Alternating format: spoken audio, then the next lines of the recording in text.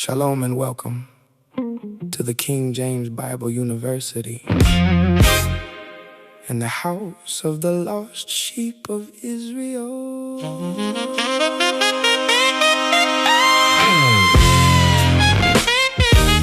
Here is our public service announcement. King James Bible University and the house of the lost sheep of Israel are in no way, shape, form, or fashion affiliated with any of the 45,000 different denominations of Christianity, or any type of Black Hebrew Israelite camps, or any of the religious systems of this world. We do not fellowship with them, compare or share notes with them, or anything of that sort. King James Bible University and the house of the lost sheep of Israel stands alone, teaching out of the sovereign King James Bible with the Apocrypha. Precept upon precept, line upon line, here a little and there's a little.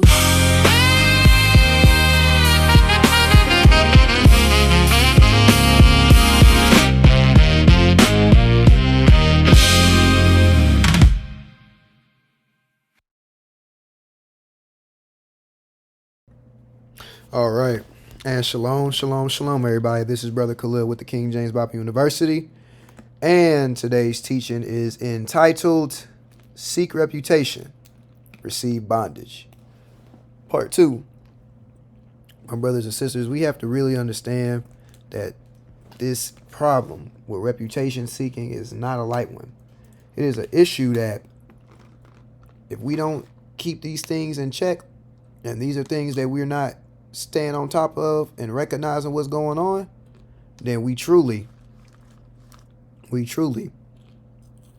are going to have a very, very, very rude awakening at the end of our journey, because seeking reputation, seeking to be exalted by others, seeking to put yourself on a high pedestal simply to receive attention and praises from others, to glorify yourself, to seek to be better than others, to seek to be seen in this certain type of light, these are things that once again are a stumbling block. We're going to do a recap on the Genesis 11 tower that we've seen, and we're going to explain this in another way to where it's clear, the understanding is very clear on what's going on, and then we're going to begin with this teaching. All right, so let's begin. And we see right here in Genesis chapter 11, verses 1, and it reads, "And the whole earth was of one language and of one speech." This was broken down as, "And the whole earth was, so remained, of, belonging to, one language, and of one speech." So this speech being faith and belief, as we look in this spiritual dictionary, and we look at that.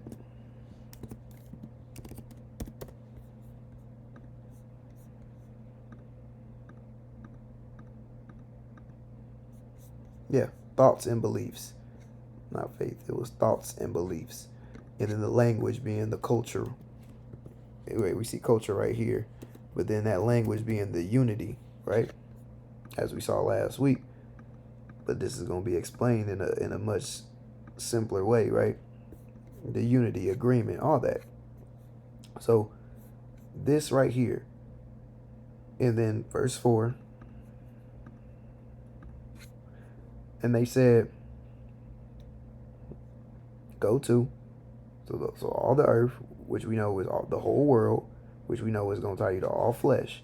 And they said, go to, let us build us a city and a tower. That tower being what? In the Paleo Hebrew keyword dictionary right here. This is their image. This is their image with how they want to be seen. Whose top may reach unto heaven. And let us make us a name. Let us make us a way, lest we be scattered abroad upon the face of the whole earth. So we see that. We're not going to actually use this part. Our focus is here. So any questions need to be pertaining to this here. But we can see it. Let us build us a city, so a refuge, and a tower, and a image, whose top may reach under heaven. And let us make us a name, a way. This right here, combined with this. In verse 9a, therefore the name of it is called Babel. We see the issues. Because in the spiritual dictionary, Babel was tying to man pride. It was also tying to confusion. So we understand with all this, something that is abundantly clear is what? When you're looking at Genesis chapter 11 verses 1, those sections in 4 and then 9a, all that was to show the nature of flesh. Even though all flesh was on one accord, this speaks to the nature of flesh, regardless of the scattering. When we operate according to the flesh in a carnal mind, we're not being subject to the law of God. This is where the reputation seeking kicks in. And we will either want to see ourselves a certain way, want people to see us a certain way, or both. And all of that is man pride, right? The Ethiopian cannot change his skin, so the nature of flesh cannot change. This is why we have to be transformed in the heart and mind and put to death this flesh. Renewal is the only way. If we operate in the carnal mind and we don't seek change, then all we will have is the nature of flesh, which will automatically put us in rebellion and against Jehovah. The nature of flesh remains the same. The nature of flesh remains the same. But we understand when you read Genesis 11 that, there was a scattering that happened. We understand that. To where all flesh won't work with the same identical purpose. So you don't see everybody kicking it together, doing the same thing. You're looking at it carnally, but we're not focused on that. What's the focus? Is all flesh still going to operate in rebellion as a whole? Yes. Is all flesh going to be moving the same way against Jehovah? Yes. So we're looking at the nature of flesh. No matter what. When we operate in a carnal mind, when we operate according to it, that unity, that agreement, that one accord against Jehovah is clear. And that was it. So we're not worried about the scattering or anything like that. That's not what we're focused on. These verses is being used to illustrate the nature of flesh and showing how no matter what, if we operate according to it, then we're operating in a culture in a way that's against Jehovah no matter what. So with that being said, we're gonna begin. That was a small recap. Now we're gonna look at Psalms 49 and 1. Because we're gonna get into the section that we spoke about last time when we were gonna start looking at Korah and them. So we need to see some things. So we see this. Psalms 49 and 1. Hear this, all ye people. Give ear, all ye inhabitants of the world.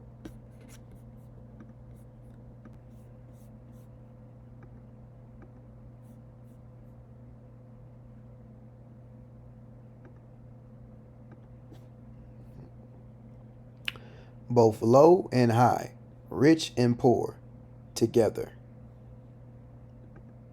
We're going to jump down to verse 6. They that trust in their wealth and boast themselves in the multitude of their riches. Why? Because you got people who's poor and who's low, who act like they rich, and they like to boast and brag and do all these things, but we're gonna keep going. Verse 11. Their inward thought is that their houses shall continue forever, and their dwelling places to all generations. It's crazy. We all know that no matter what, We have a death date. Yet you want people want to believe that they can live forever in this world. That their name is going to remain forever. That their ways is going to be these types of ways that ain't going to ever go out, but it's crazy. We see this here. That their houses shall continue forever. When we look in the spiritual dictionary, a house, that their houses, so they're temples, right? But the one we're going to really key in on is nation. Because what's tied to that is this: customs and culture, powers. Because people think that their customs, their culture, their ways of doing things are going to be everlasting, and they're not. See, even when one is seeking a reputation, fame in this world is not forever. No amount of reputation that we seek, no amount of validation that we seek, no amount of wanting to be in the spotlight that we want to have is going to last forever. It will not happen. Why? Jehovah ain't going to share his glory with none else. So why should we ever think that our ways, our customs, our all this stuff of ourselves, how do we think that's ever going to work? We can't have a thought in our mind that something that we're going to build, something that we're going to establish, something that we're going to have going is going to be profitable unto us in the long run. But this is just what the reality of the situation is. The majority of us believe that our own power, our own prestige, our own esteem, our own notoriety, with all the things of this world, is enough to get us through what we need to do. And it's not true at all. Not one of our houses is going to stand forever. None. All things that we do will perish along with us. We're all going to die, and everything that we do ain't going to last. Nothing of the flesh. Not a single thing.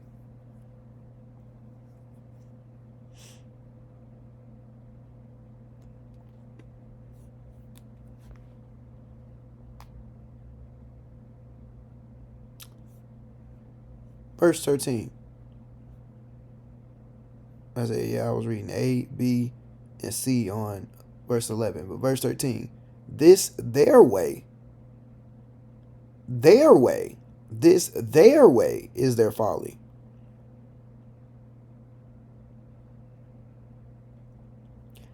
Yet their posterity approve their sayings.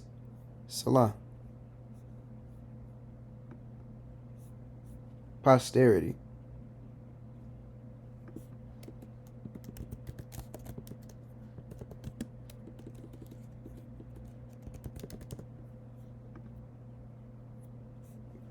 Their offspring. Their lineage. Their kindred. Their generation. We're going to have people who's all around us, our own children, and everything of that sort, agreeing with what we saying, what we pushing, and what we think is good. And that's the most dangerous part about it, is that we multiply filth. Because our own way, once again, is completely unprofitable to us, but we like to give this out. Why? We like to please flesh. So we sit there and multiply things that are against Jehovah, and we divvy it out like it's just a good time. And that's something that ain't gonna work. It'll never work. Their way is their folly. Their way is their foolishness. When you're just looking at that word folly, it's gonna tell you the foolishness. Folly is foolishness. It's silliness. It makes no sense. Absolutely none. Yet their posterity approve their sayings. Why? Because we have others that want to pick up and do that same thing because they can see the physical results that it brings. We teach these things to our children that we shouldn't teach them. Ways that are not of Jehovah. And then when they take a hold to it, yeah, they approve of those things. And we should never do this. Verse 14. B and C. Death shall feed on them, and their beauty shall consume in the grave from their dwelling. That's what's going to happen to that. All these ways that we think is good, it's going to perish. We have to hold to the way of Jehovah, to this word. Why? It's everlasting. Everything else in this world is temporary. So why would we hold on to all these things of this world as if they're profitable? On this journey, yeah, we have things we got to do. We have responsibilities to take care of. Things of this sort. But we have to let go of the things that are against Jehovah. These things that are contrary to him. We have to let it go. And not try to establish our own way, our own mindset, and our own understanding on doing things. See, with some people, when they have that power and they have the ability to do all that, they can bring a lot of problems. It says in verse 16, "Be not thou afraid when one is made rich, when the glory of his house is increased." When the glory of his temple is increased. Everybody looking at him. Why? Because that person could be a problem with their fame, with their reputation, with their influence, with the things that they have according to this world. They could pose a serious problem to those around them. Remember, reputation seeking, from the last teaching, that brings nothing but confusion and problems to everybody that's involved with it. But when you see somebody that's like that, be not afraid when one is made rich, when the glory of his house is increased. Verse 17, "For when he dieth, he shall carry nothing away. His glory shall not descend after him." It's not going to last forever. It's not going to last forever. Verse 19b, "They shall never see light." In Psalms 49 and 20.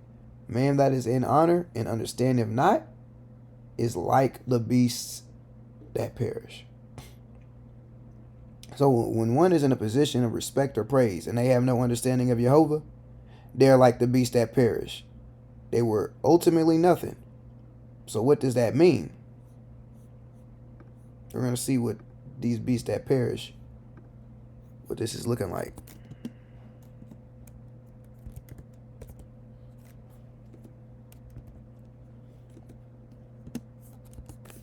We'll go 1 Peter chapter 2, verse 12. This shows what is going on in that Psalms 49:20. This is how the beasts perish. They're like the beasts that perish. Okay, what's going on? "But these, as natural brute beasts, made to be taken and destroyed, speak evil of the things that they understand not, and shall utterly perish in their own corruption." These are the beasts that perish. They what? They utterly perish in their own corruption. Why? The man that's in honor and understand him not. Why? Because that way is his folly. Why? That's the way that he built. No different than what's going on in Genesis. Seeking to build a refuge, a place that you think is safe. Your own image. Wanting to do your own thing. Wanting to be put on high. Wanting to have all this esteem. Wanting to have all this fame. Wanting to be in that limelight. Yeah, you in honor, but you understand not.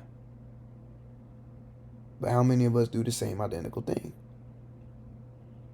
See, I myself, Brother Kahleial, was in a position of a deacon. And while in that position,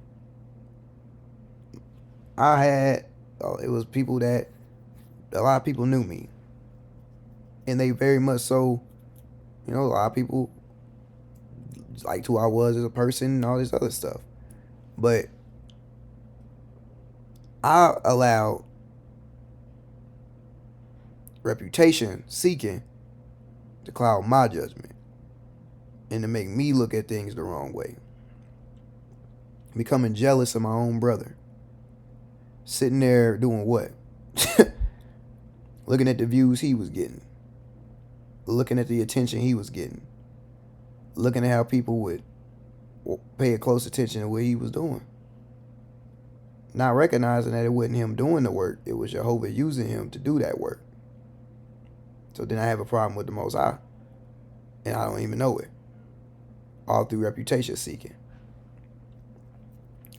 I wanted people to like me because I was insecure. I wanted people to look at me as a certain thing, as in a certain way. I wanted people to come to me and ask me questions. I wanted people to do these things. Not recognizing that's wicked. Oh, well, I just want to help. Do you really want to help? Or do you just want to be the go-to? But do we do things like this? Do we ourselves do things to make people like us? To where we're trying to do things and navigate this life to make people give us attention, to validate us, to make us feel like we're doing something right? Do we become jealous of other people's success and in their journey over dealing with them, to where when they get promoted or they're in a position of power, we envy that because we think it should be us? See, when you seek reputation, all this kicks in. When you seek reputation, all this is going to start amping up. And when we choose to sit there and want to do our own way, either you're going to try to seek that reputation so other people can see you a certain type of way, or you're going to choose to see your own self a certain type of way. Because when we operate in a carnal mind, we're going to be blind to the spiritual reality of what's going on within us with this corruption. And we'll be these natural brute beasts. We might have honor. We might have people that like us. We might have these things. But we understand nothing different than the beasts that perish. So now we can begin this section with Korah and what happened there. Because this was not a game that happened. This was something that was real serious. But we're going to look at it. Let's go to number 16. Oh, we're going to start where we want. Now Korah, the son of Izhar, the son of Kohath, the son of Levi, and Dathan and Abiram, the sons of Eliab and On, the son of Peleth, sons of Reuben, took men. And what they do? And they rose up in the presence of Moses with certain of the children of Israel, 250 princes of the assembly. Princes. They were raw. Look at what a prince is.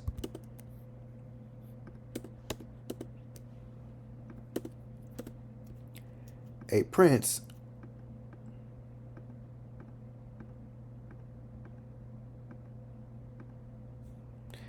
these were these leaders of the congregation, right? A certain of the children of Israel, 250 leaders of the assembly. Famous in the congregation. They were well known. People knew who they was. Men of renown. What's that renown? Reputation. Men of reputation. These exalted men. Men with this fame. Men with this esteem. They had a reputation. And they gathered themselves together against Moses and against Aaron and said unto them, Ye take too much upon you. Seeing all the congregation are holy, every one of them, and the Spirit of God is among them. Wherefore then lift ye up yourselves above the congregation of the Spirit of God. See, this actually showed a deep condition that these men had. These men had a deep condition. They were in darkness. This one statement showed everything about these men. They were in honor. They were in honor. We see that. But they understood not. They were already elevated in the sight of the people. But we saw there was that many that there was that many that were now.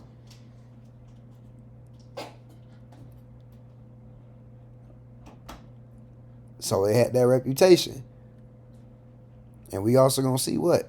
They saying this stuff. They trying to make it sound good. But they got their own agenda. Remember, everything Moses demonstrated. When Moses is wrong with the Most High, all praises, all glory, all credit goes to the Most High. Moses wasn't doing all that stuff by his own power, but by the power of the Spirit of the Heavenly Father, using that vessel for the purpose in which it was necessary. When one is seeking a position, status, fame, and recognition for their own purposes, they're going to be looking exclusively at the flesh and lack true discernment. So it makes us have to just look in the mirror. Like, do we do the same stuff? Do we do stuff to be exalted by other people? Or are we seeking to hear, well done, good and faithful servant? Is that what we want to hear? Or are we trying to get a pat on the back from everybody? Are we trying to sit there and do things just so we can be seen by men?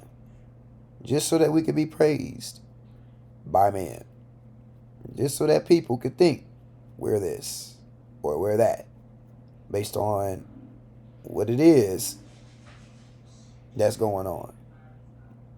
Because if we are, that's wicked. It is.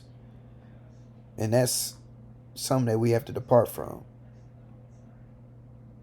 What's being said? Let's look at what's being said. Just so we know where that understanding is coming from. We don't do things just so people can look at us in certain ways. Luke 6:35b and c. It says, and do good and lend, hoping for nothing again, and your reward shall be great. But do we do things hoping for things from people? Do we do that? Are we doing things hoping that people give us something in return? It automatically ties to it right here. It says what? Yeah, we can loan stuff. We can extend and provide things, helping others. But are we doing things hoping for something again? See, people can loan somebody something, but then they want something back in return. They want some interest back in return. But people will do things and hope for attention. Hope that people see it. Hope that people say something about it. We're still hoping for something. But we got to make that a little bit tighter. We need to see something. Let's go to Matthew. Go to Matthew 6:1. It says, take heed that you do not your alms, your good deeds. But let's look at the alms real quick.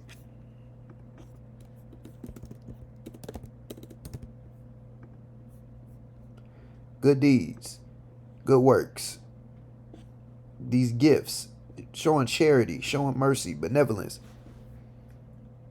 So showing goodwill, righteousness, right? When you're seeking to do well, when you're seeking to do right, when you're seeking to do something that's good. See, do we do good things just to be seen before people? Do we do so-called righteousness just so other people can see it? Take heed that you do not your alms before men, to be seen of them. Otherwise ye have no reward of your Father which is in heaven. Why he gonna give you a reward? You want people to give you attention. You want people to sit there and think that you this and you that. You want people to look at you according to your own understanding on who you think you is. Why should you have a reward of your Father which is in heaven? You already getting what you want while here. Oh yeah. Man, they think I'm this. Man, you hyping your head up. You seek it to be exalted. If that's something that we do, we have to stop it. It's not good. It is not good. And it'll be do nothing but poison you on the inside. Why? Because it goes back to that Genesis. When you're doing that just to be seen, you're trying to build your own image. You're trying to build your own refuge. But it's all man pride. Why? You want people to look at you the way that you want to be seen. But you don't really do those things for the right reasons. You're doing them specifically so that people could give you something in return. When we do good, it should be for the fact that it's good. That you're trying to be helpful. That you're seeking to build others up. Not according to your own ways.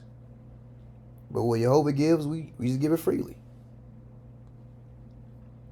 We do things for people. We're not trying to sit there and get over on somebody. No, we just seeking to just help out.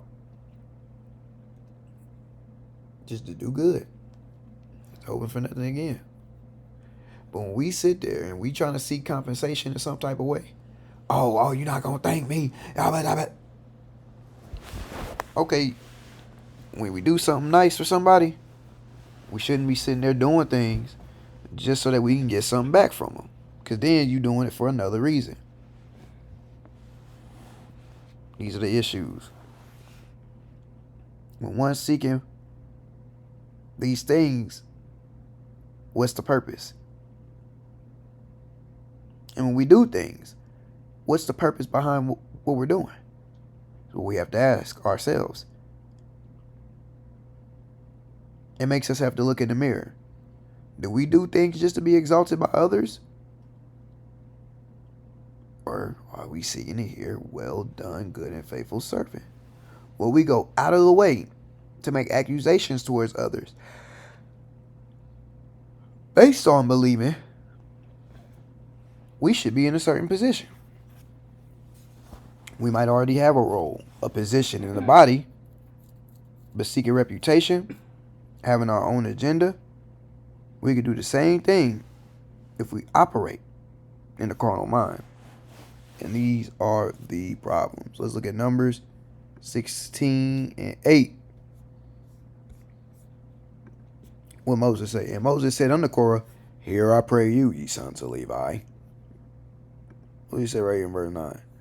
Seemeth it but a small thing unto you that the God of Israel have separated you from the congregation of Israel to bring you near to himself to do the service of the tabernacle of the Spirit of God and to stand before the congregation to minister unto them?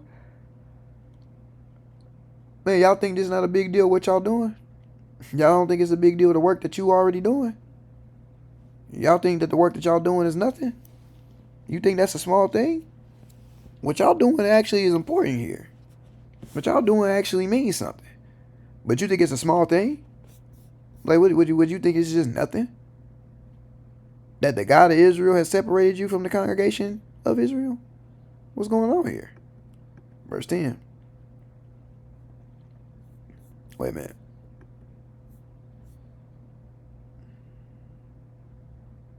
Yeah, not yet. I almost jumped the gun. So this right here shows their lack of contentment.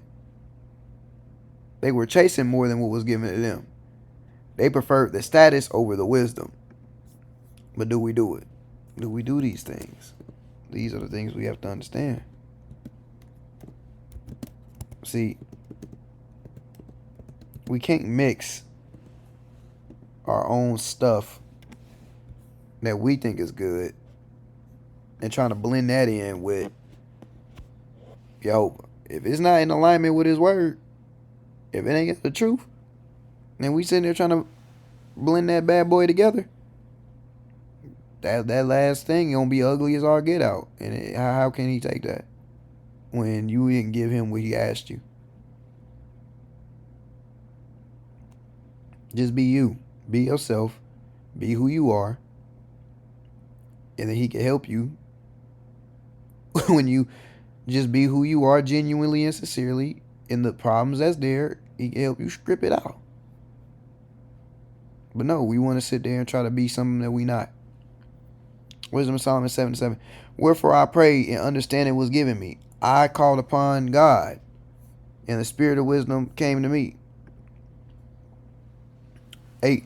I preferred her before scepters and thrones, and esteemed riches nothing in comparison of her. We should want wisdom more than we want a scepter or a throne, this high status, this high position. We should want wisdom more than those things. But no, we like to, for whatever reason, want the things of this world, want people to look at us a certain type of way, which is weird when you really think about it, more than knowing what we need to know to get right with God, more than wisdom. No, we want people to look at us a certain way, and we live in a lie. And we wonder why we go through the things that we go through. 1 Peter 5:6. Humble yourselves for that reason under the mighty hand of God, that he may exalt you in due time. Not you seeking to do your own thing and then you want to be put on a dang pedestal. Okay. Seek to do your own thing and then get put on a pedestal. See if that glory gonna follow you into the grave. When you die and you take your last breath and now you gotta stand in front of that judgment seat, is that glory gonna matter? Is what you wanted to get so people can look at you a certain way? Is that going to matter? Just look at it. Because it's not. Go back to Numbers chapter 16. Let's go to verse 10 now. Look at this. Remember, it's Moses speaking. Moses had that discernment to see right through them. Let me reiterate verse 9. Seemeth it but a small thing unto you? Being ungrateful, not truly seeking to help. You're not truly seeking to be a help and a support and an aid to God's people. Why? Seemeth it but a small thing unto you that the God of Israel have separated you from the congregation of Israel? You think that's not a big deal? What you doing? Showing you got these ulterior motives. Showing that you want to do what you want to do. You showing that you really ain't being a true servant of the Most High God. Because the Most High could do something for us. And we want to hold on to what we want to do. And we don't want to let it go. And we want to continuously do it. So how are we being a true servant by doing that? We need to let that go and get right with Him. But if you don't, no. Now we got the problem. Seemeth but a small thing unto you that the God of Israel has separated you from the congregation of Israel? You think that is not a big deal? To bring you near to Himself, to do the service of the tabernacle of the Spirit of God, and to stand in the presence before the congregation to minister unto them? You think that's a small thing that this work that has been given to you has been given to you? You think you really believe that ain't nothing?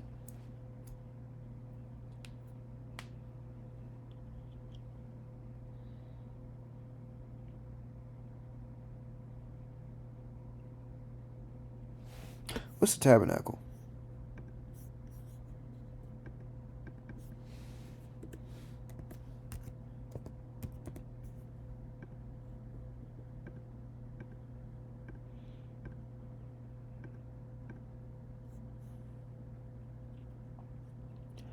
It's a tent. It's a dwelling. It's a temple. It's just a refuge. It's the house of Jehovah. It's a place of worship.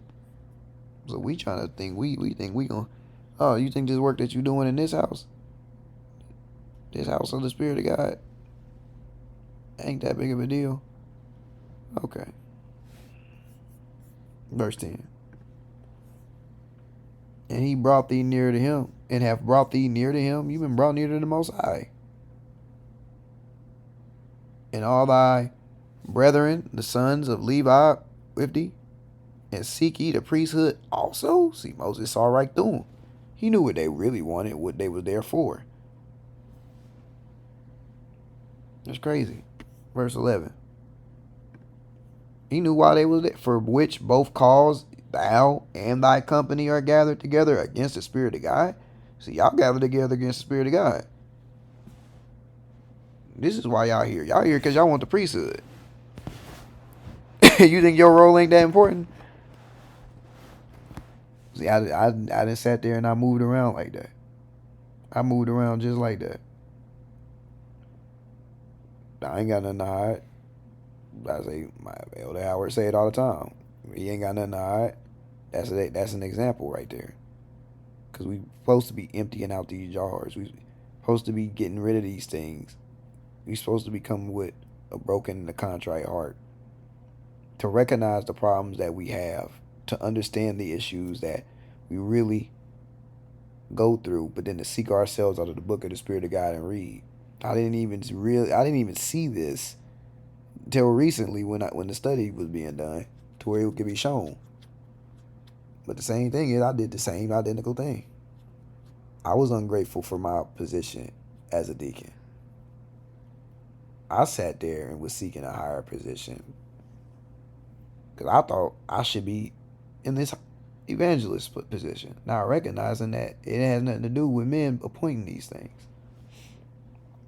Oh, I do all these things. I should be here. Really. That's based off of what? That's based off of reputation. It's based on how you see yourself. It's based on you wanting people to look at you a certain type of way that you want them to. And that's all flesh and carnal mindset. But do we do it? See, I was getting so caught up because I was not understanding the things that I should have been understanding.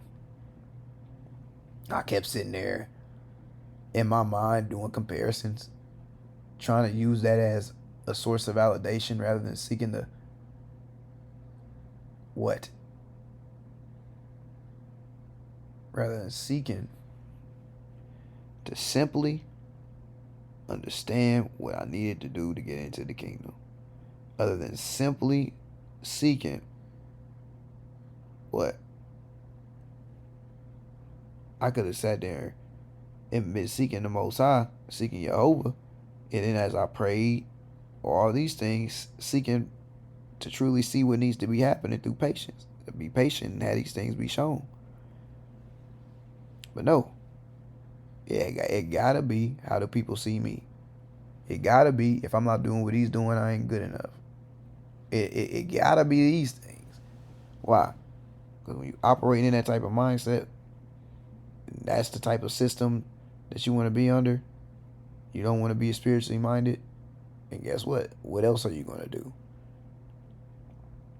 You want to see people look at you with respect, admiration, and praise, and validation, and wanting people to do all these things. We want to have a reputation, but we saw what happened.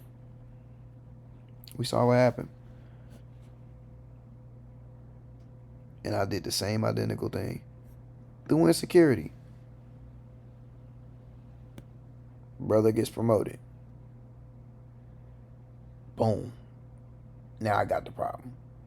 Because I'm thinking what I'm doing ain't significant, and it really is. Every last position in this body is necessary for the movement of what? The wisdom, knowledge, and understanding that's being given by Jehovah to his servants, that needs to go to his people. Regardless of what amount it is or how deep it might be. If it's something that he gave to where we understood it at that moment, that needs to go to his people, because one of his people need to understand what it is that is going on. But when we sit there and we try to take it as, oh yeah, it need to be like this, it need to be like that. Okay. Now when you start building your own stuff and the whole thing crumbles down at whatever time it does, you're going to be looking like a straight plumb fool. Why? Because we want to continuously seek after things that make no sense to seek after, rather than just seeking first the kingdom of God. So these are the things that we sit here and we do, you know. But we learn from these things and we seek Jehovah for transformation and renewal of the mind. So, as we can see here, this seeking reputation, what they was doing, Korah and the people who was with them, automatically put them in rebellion against Jehovah through pride. They wanted to be elevated to this status, this position. That's pride. Because this elevation that they wanted was 100% based off of flesh. But we should be doing what? As we already saw in 1 Peter 5 and 6. Humble yourselves under the mighty hand of God. Therefore, under the mighty hand of God, there's power of God, that he may exalt you in due time. See, when we want to be exalted in pride, that separates from the Most High anyways. But when he would exalt us, just doing them and bringing us closer to him. So why ain't we seeking that? Why ain't we seeking to be closer to him? Why are we seeking to be closer to a bunch of flesh? This is what we have to think about. As we examine ourselves, are we moved seeking to be a better servant to God, or do we do things for the praises of men in pursuit of a reputation? Do we find ourselves doing things to be praised in the sight of men, or boast ourselves? And this, once again, endangers everyone who is associated with it. This is the very reason why it cannot be so in this body. Okay, so when we go here, now we're going to skip down to verse 20. Let me make sure my recording is moving. Yeah, hold on, wait. Bingo. All right, let's go to verse 20. And it reads, "And the Spirit of God spake unto Moses and unto Aaron, saying, Separate yourselves from among this congregation, that I may consume them in a moment." You see, he's not playing. See, that when we see that, this is clearly showing us it was a bigger issue as a whole. He didn't just say those men. He said the congregation. The congregation, their hearts was joined to those men. Why? These men was famous in the congregation. But we once again have to always remember that we have to humble ourselves to God, that we may be exalted. But when we're seeking a reputation, these men was already had a reputation in the congregation. So they had to be moving a certain way to have that reputation. But the congregation, we see the condition of everybody as a whole. See, when Jehovah is speaking, he's not speaking pointlessly or just to be saying something. It's for a 100% righteous and valid reason on what is being said and why he's saying it. And we have to understand why. So we're going to see later that the hearts of the congregation was really joined to those men and not to Jehovah. It's a very serious thing. We're going to see what they said. Numbers 16:22. "And they fell upon their faces and said, Oh God, the God of the spirits of all flesh, shall one man sin, and wilt thou be wroth with all the congregation?"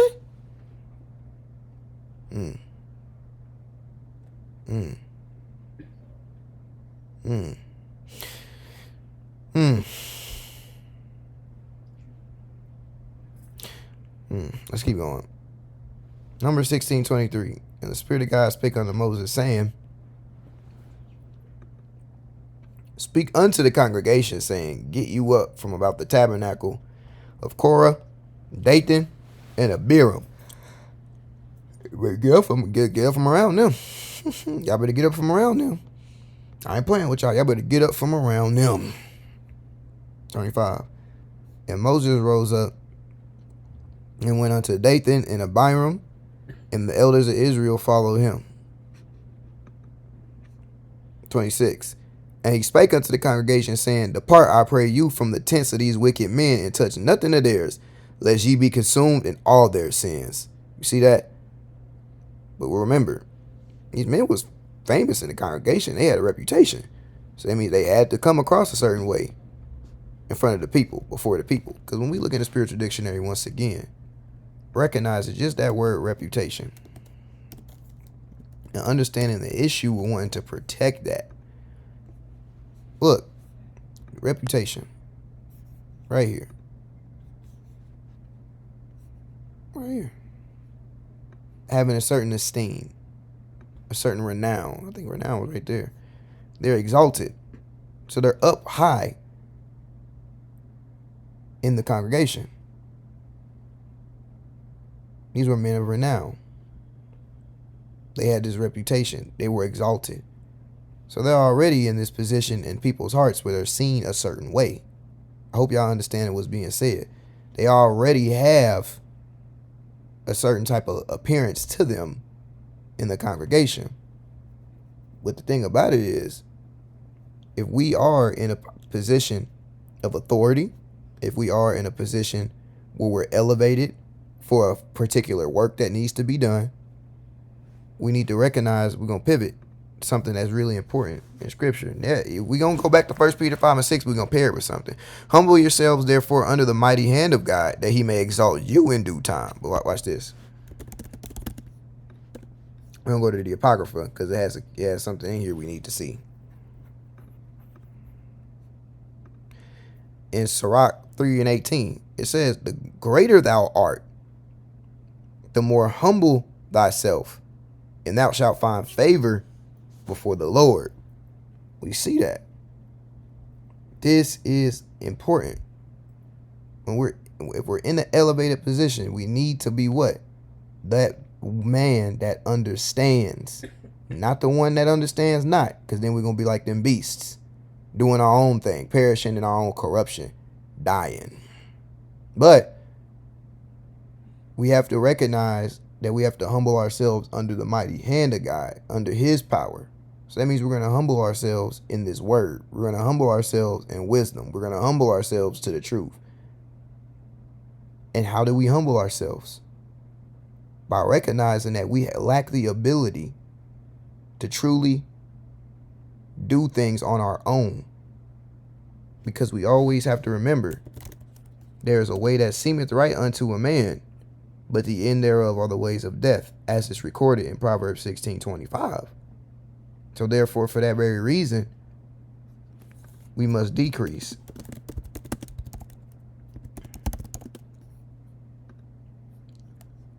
As it is shown in John 3:30. He must increase, who? Jehovah in us, but I must decrease.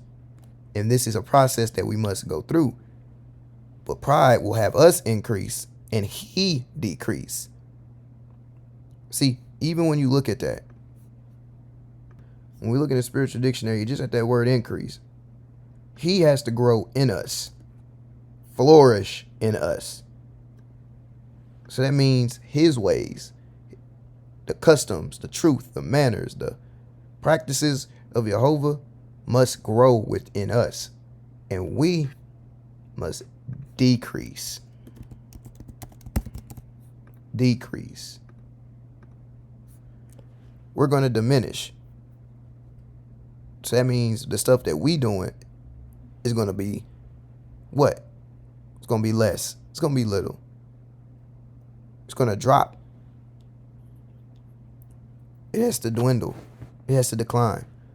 Because he has to be in the seat of authority in our hearts.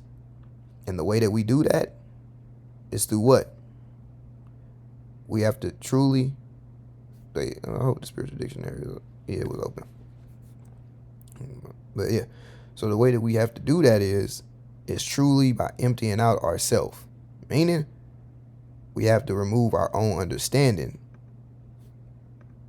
We have to remove our own understanding, operate in the understanding of the truth. Meaning, we can't formulate anything of ourselves. We can't have a thought in our minds that we're going to do something our own way. We have to really humble ourselves to him to recognize that he has to build us up. He has to be the one to establish us and not us ourselves. Because that way that seems right unto us will lead to death. When we see in 2 Esdras 14:34, it says, therefore it be so. Therefore, if so be that ye will subdue your own understanding. Subdue our own understanding and reform our hearts. Ye shall be kept alive, and after death ye shall obtain mercy. If we don't do it, we're not going to make it. I was told this yesterday or last night on May 15th in another way, but it's the same identical thing. If we try to sit there and build our own selves up according to our own understanding, instead of coming with a contrite heart, a broken heart, and truly looking at what it is that we have going on within ourselves, we'll miss everything altogether. Because if we hold it that way to the end, how can Jehovah begin the great work within us to bring us closer to him and to glorify his way? How can it happen? We have to be broken. So we have to say what it is and just be upfront with God, because he already knows.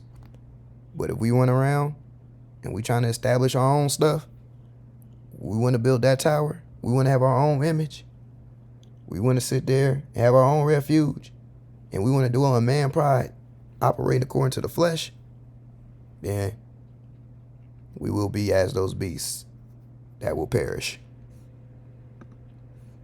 Hopefully everybody understands what's being said.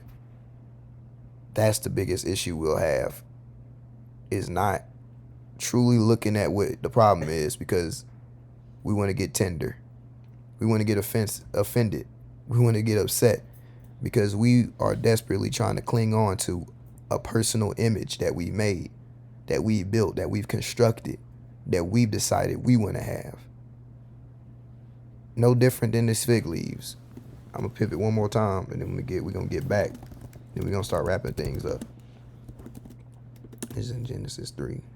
Let me see.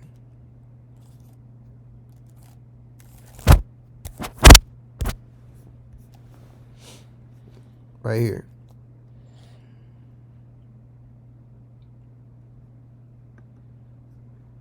Genesis 3:7. C.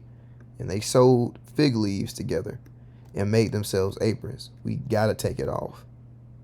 Our own covering, our own image, our own things that we've designed for ourselves to appear a certain way to others. But it ain't about just changing an outward part. It's about being stripped of the very thing that we found comfort in. The things that we wanted to see about ourselves, that we started to believe about ourselves, because they're not true. We must be defined by the word of God and not seek a reputation, not to seek our own in this world, to where now we want to sit here and be revered and seen as these types of people. Because in order for us to truly find ourselves and who we really are, we got to give that to the Most High. Why do we think it's recorded in Isaiah 34:16? Seek ye. That's the only way you can find yourself. If we don't seek ourselves out of the book of the Spirit of God, we ain't gonna know who we are. Instead, we will be defined and shaped and molded by the world and the world system. And we will not be able to appear before the Most High as he intended and designed us to be.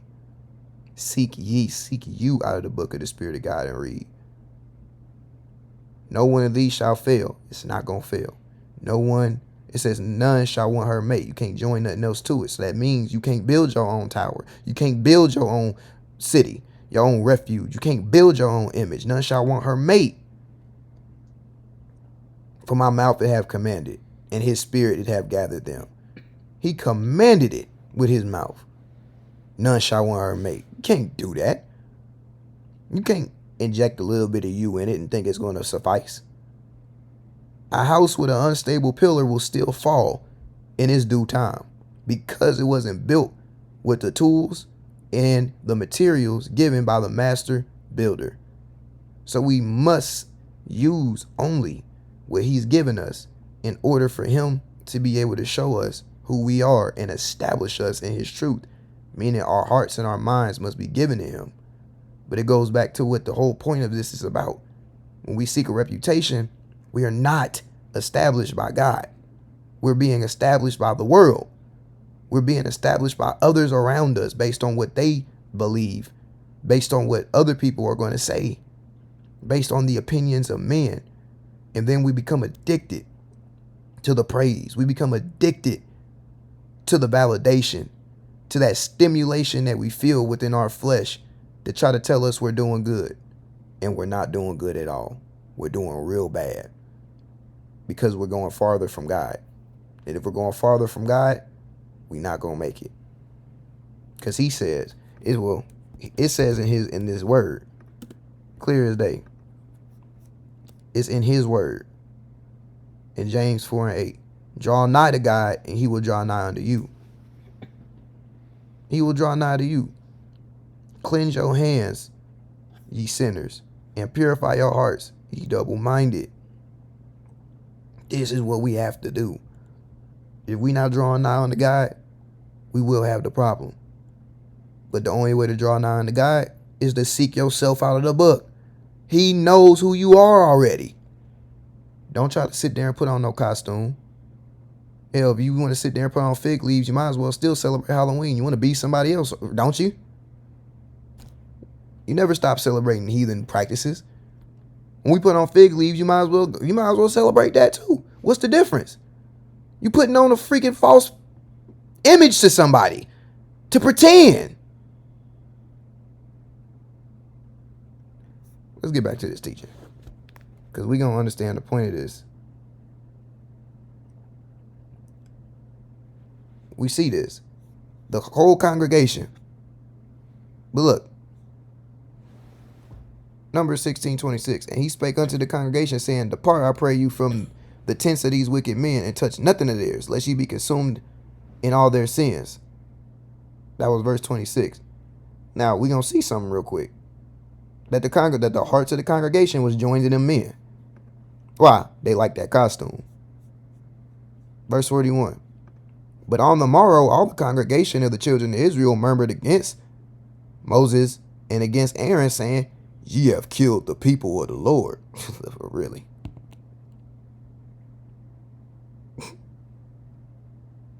Really?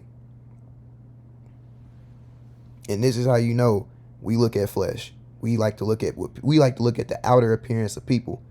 We like to cherish how people make us feel rather than the truth that comes out of the mouth. We go off of our emotions and off of how people can pleasure our flesh rather than holding to what the truth is and recognizing what is coming out of somebody's mouth. See, we love to do that. Oh, well, they can't be like that.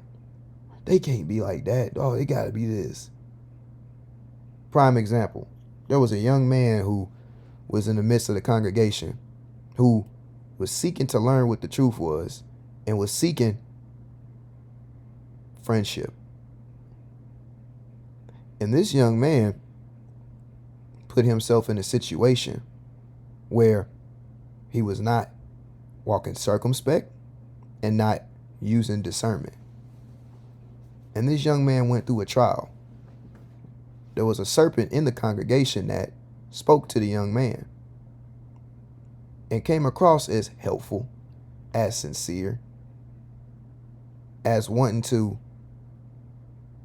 be a support to the young man in his journey. But there were certain things that came out of the serpent's mouth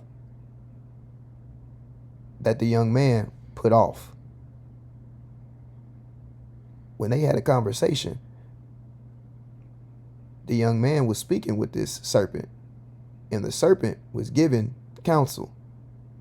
But then, suddenly, the serpent began to exalt himself in the presence of this young man, speaking in a way to demean the young man right to his face,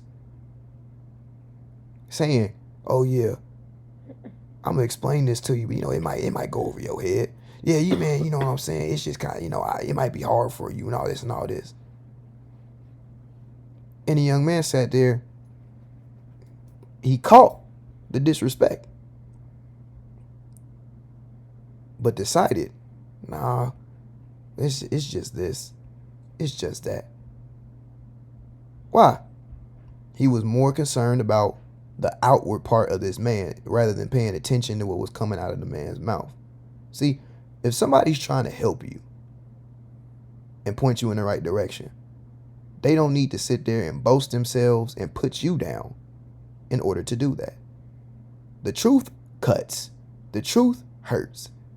But it's not for them to boast themselves and exalt themselves above you to then try to say, oh, yeah, this going to be out of your league. This going to be this. It's unnecessary. If you're here to help somebody, you're going to give them what they can understand to help them move forward. Not try to speak in ways that are above somebody's head. Just so you can sound like you're a very knowledgeable and knowing person. But do we do things to try to elevate self or to simply help the body? Because we're going to pivot again. And we're going to go here. We're going to go to 1 Corinthians. Chapter 12. Because in this body, this is why I keep saying it should just be to help one another, not to sit there and elevate ourselves. Because if we doing that, we moving like a snake. Because it's not for us to try to be, we going to see it. 1 Corinthians 12:25. That there should be no schism in the body, but that the members right here should have the same care one for another. We should have the same care. We shouldn't be sitting there trying to exalt ourselves above a brother. Oh yeah, man, yeah. You might be, you know what I'm saying? I ain't trying to do you like that, bro. I ain't trying to do you like that, bro. Man, shut up. Nobody care about that. If you gonna help. Why you gonna sit there and try to brag to somebody what you know? Verse 26. And whether one member suffer, all the members suffer with it. Or one member be honored, all the members rejoice with it. Seeking that unity in Jehovah, helping one another, not sitting there trying to be above somebody and talk down on them when they're seeking help, or even in conversation when you just having a conversation, chopping it up, and you trying to boast yourself in what you believe that you know. That's being like a snake, because that's you increasing and you trying to have the Jehovah decrease. That's why it's being a snake. So should we stop doing that? Yeah. Because right here,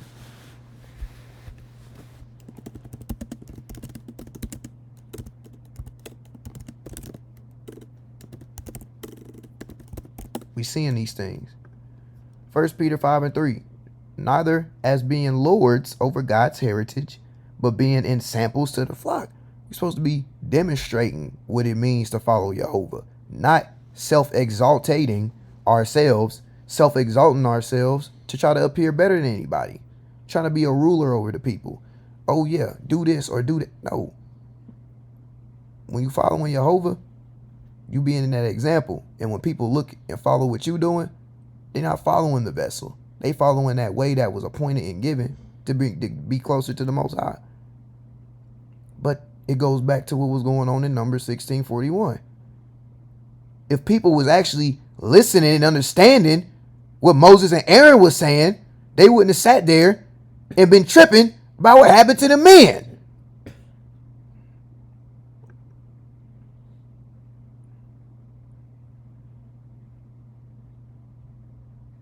If we paying attention to what's coming out of somebody's mouth, and if people are exalting themselves and putting themselves on a pedestal, you'll be able to see what you're dealing with. That person who's doing it need to see what they're doing. But if we choose not to really listen to what's coming out of somebody's mouth, and we want to focus on what we can see, and we get caught up with the wrong characters, it's our own fault when we go down for it. Lo and behold, this is what happened to me. Not using discernment, not working circumspect, clicked up with the wrong ones, thinking, oh yeah, we all brother, we all family, we brother, yeah, let's put in this work, let's put in this work. Come with an idea gets altered, I take the fall for everything. And I get beat to smithereens in front of all my brethren. to the point where I contemplated, could I even make it anymore because of how bad it was. All because I was not practicing discernment on who I was speaking with. Paying attention to how a person was moving and what they were saying versus, let me say that again. I wasn't looking at how a person was moving and what they were saying. I was paying more attention to, oh, this is this person, this is what they do. Stupidity. A person can be a psychologist and be mentally manipulating people, can't they? So it doesn't matter if they're that or not. But for us to sit here and be in this position to say, oh, you've killed the people of the Lord. We need to recognize when there's certain things in the body, we need to recognize what's going on there. Let's go back to 1 Corinthians 26. And we're going to see something. I mean, no, not 1 Corinthians 26. 1 Corinthians chapter 12. We're going to see something real clear. Let me see. Let me grab it real quick. Boom. Verse 18. What do it say? 1 Corinthians 12:18. And now God hath set the members, every one of them in the body, as it hath pleased him. Okay, if somebody were moved, they were moved for a reason. If somebody get moved around, they get moved around for a reason. Somebody's elevated, they elevated for a reason. If somebody drops down, they drop down for a reason. But now God hath set the members, every one of them in the body, as it hath pleased him. So who was they getting upset with? They wasn't getting upset with Moses and Aaron. They getting upset with God, with Jehovah. Because they was looking at flesh. Can we see that? Do y'all understand that? Y'all understand that?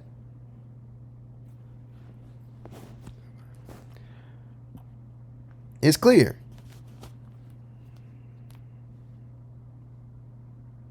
It is very clear. We're going to look at this. We're going to skip to 44.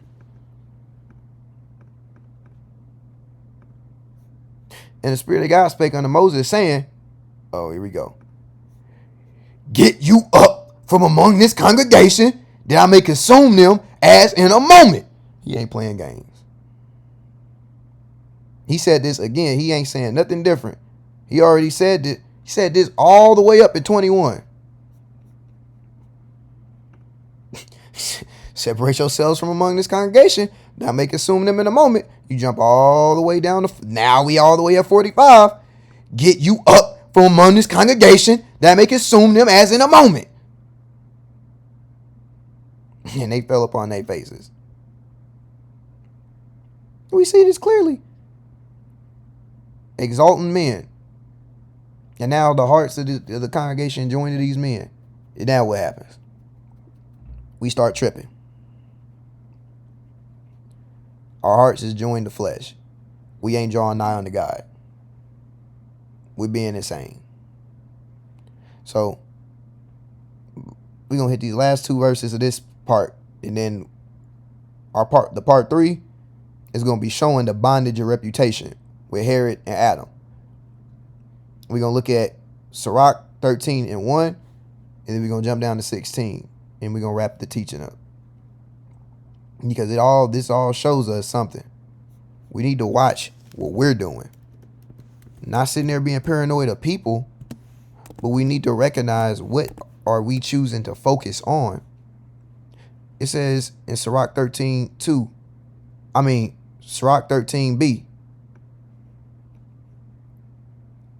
It says, and he that hath fellowship with a proud man shall be like unto him. We already know Korah and them would be that proud man. Sirach 13:16. All flesh consorteth according to kind,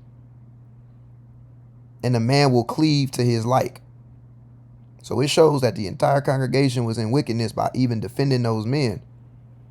They clave unto men who directly oppose Jehovah, showing the pride in all the people. The very moment they came against Moses and Aaron. It's no different than when we had people removed. There's videos of Q that's out there where he was going against a servant of the Most High, not recognizing he's really going against Jehovah, and his dang mama gonna defend him. That's on a small scale.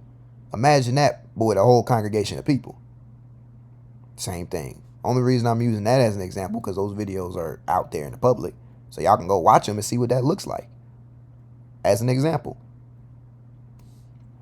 This shows, once again, the danger of those that seek reputation.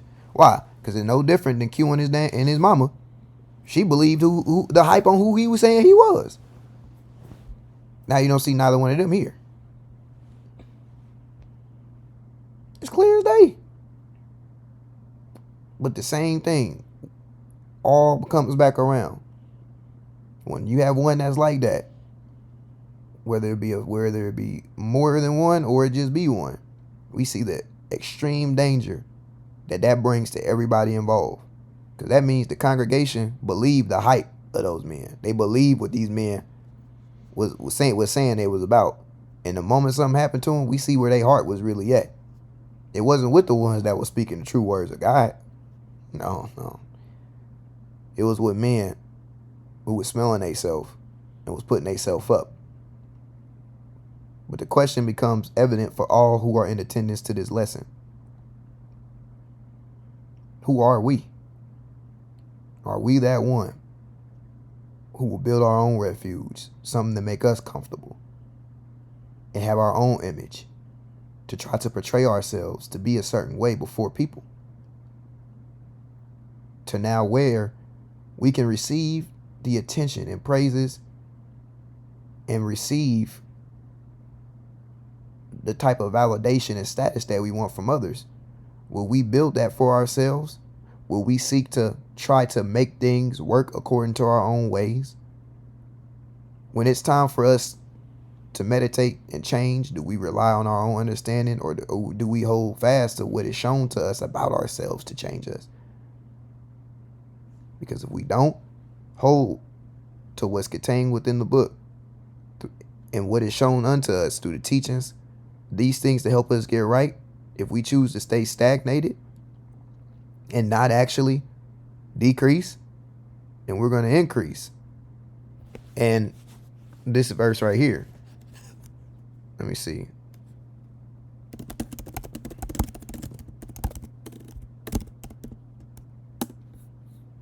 It's in the Apocrypha. Let me see this.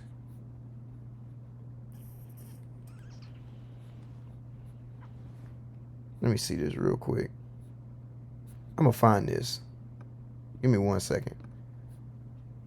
It's clearly right here in Sirach 41:8. Woe be unto you, ungodly men, which have forsaken the law of the... This is what we've been talking about the entire time.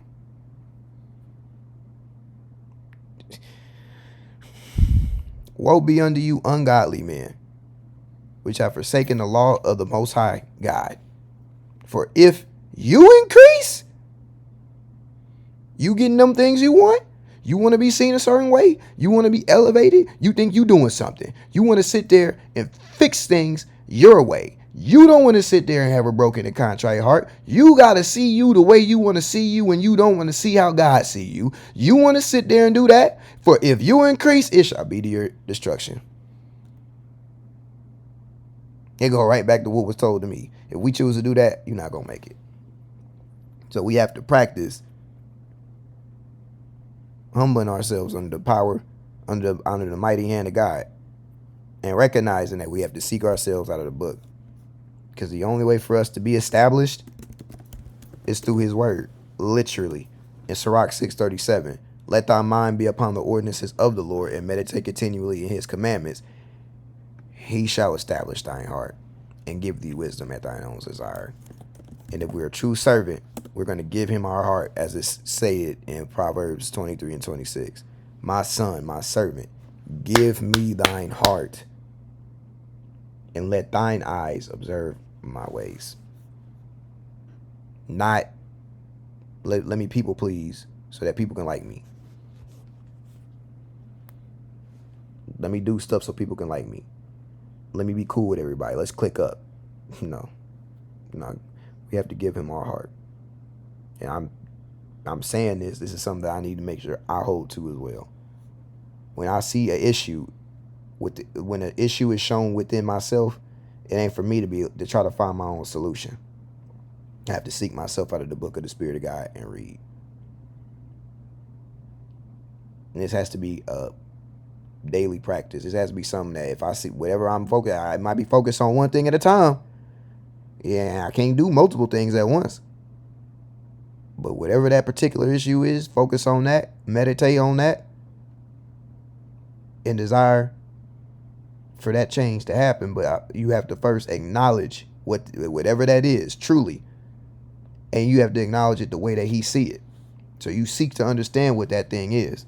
But the moment we sit there and we try to turn a blind eye to something and we try to say something is good, now you building your own city and you building your own tower. So all of it shows pride, and all of it shows the rebellion against Jehovah when we seek a reputation. So we end it with a question. What are we really drawn to? Is it the things that are pleasing to our flesh that we seek to elevate in our hearts? Or do we seek the things of Jehovah that bring correction and discipline to us? Do we seek to be cool with men? Or are we seeking salvation that's going to come from the Most High by relying on those words that are of him? Do we focus on what we can see outwardly with people? Or are we paying attention to what comes out of the mouth of that vessel? So with that, hopefully somebody received understanding from this lesson. Thank you for coming out. This has been Brother Kahleial with the King James Bible University. Y'all take care and shalom.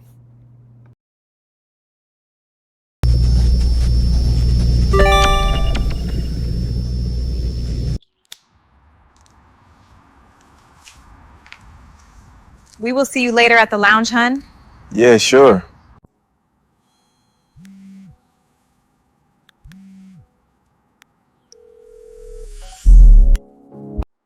Mr. Nolan, you have been promoted to our CEO of Velvet Lounge. Everyone says you can do no wrong and you are perfect in their eyes for the promotion. So what do you say? Mr. Nolan, you are the man. You got this promotion and you have a reputation to uphold as that man. That man. Nolan, you can't be tripping before the big night.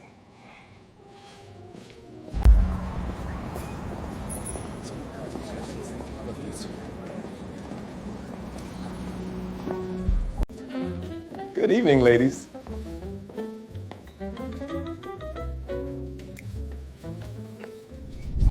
Man, Nolan, you made it big, dog. CEO of Velvet Lounge. You perfect in our eyes, man. We have always looked up to you for reputation, man. Man, Nolan, we are about to go ahead and walk around and see what time these ladies on. There's some beautiful ones stepping around here.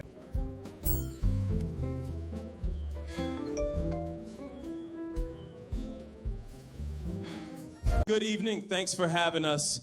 This next selection is titled, What Are You Afraid Of?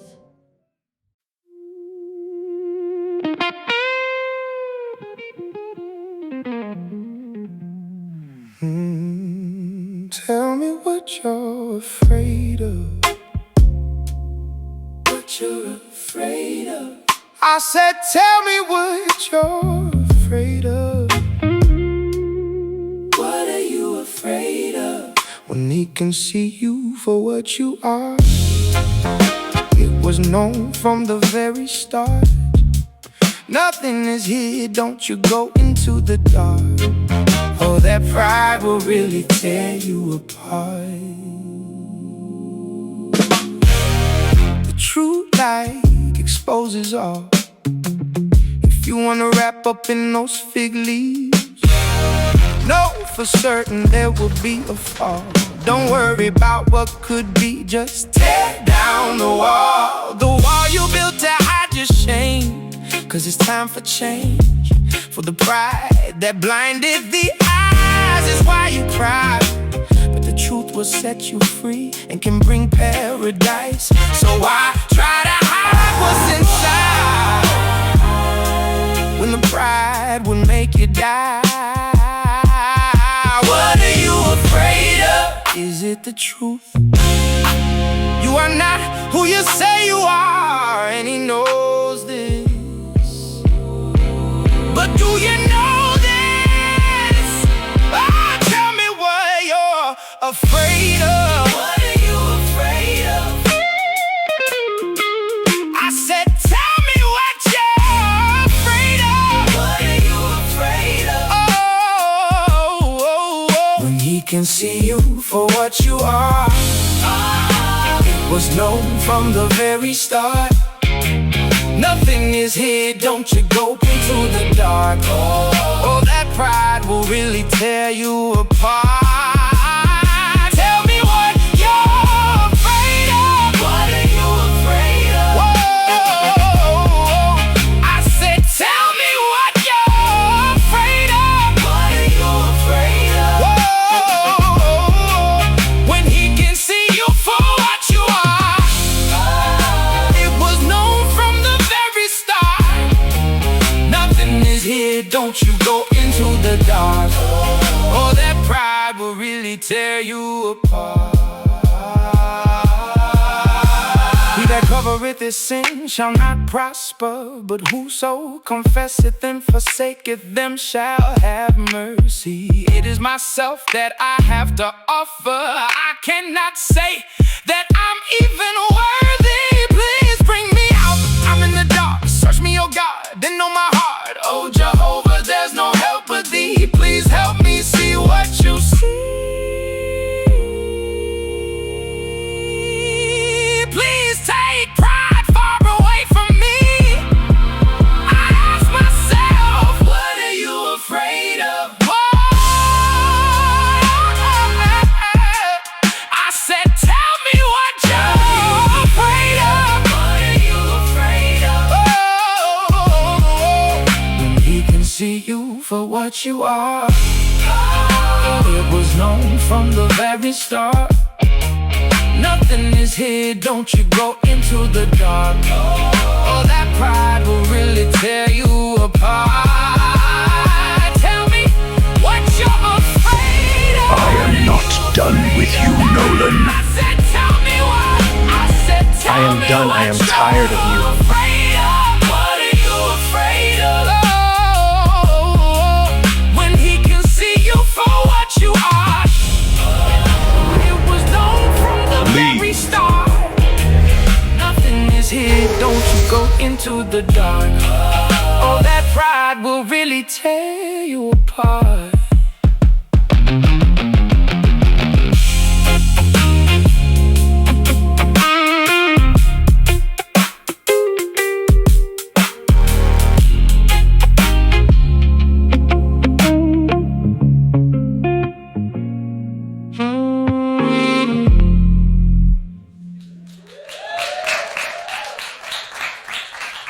We thank you. I worked for real last night, or was I dreaming all of that? You know you were awake.